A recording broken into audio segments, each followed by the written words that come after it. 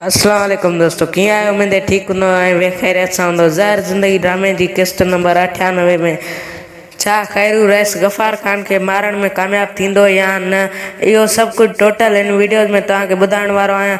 उनखां पहिरियां मुंहिंजी गुज़ारिश आहे त जेकॾहिं अञा ताईं मुंहिंजे चैनल खे सब्सक्राइब न कयो त सब्सक्राइब कंदा ऐं लाइक कंदा ऐं कमेंट कंदा ऐं शेयर कंदा।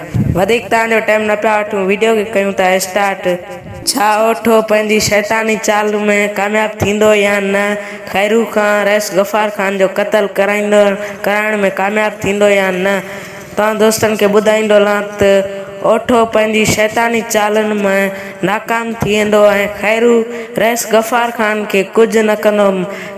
तव्हां दोस्तनि खे ॿुधाईंदो हलां त इतफ़ाक़ सां रैस गफ़ार ख़ान बि इतफ़ाक़ सां उन सां गार्ड बि को साण न हूंदो आहे, मतिलबु हिकु कमदार ई साण हूंदो अथसि, मतिलबु अकेलो हूंदो आहे।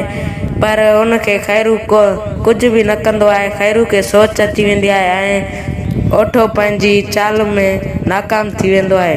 हीउ हुयो अॼु जो वीडियो। जेकॾहिं पसंदि आए त लाइक कंदा, कमेंट कंदा ऐं शेयर करणु न विसारींदा ऐं सब्सक्राइब कंदा।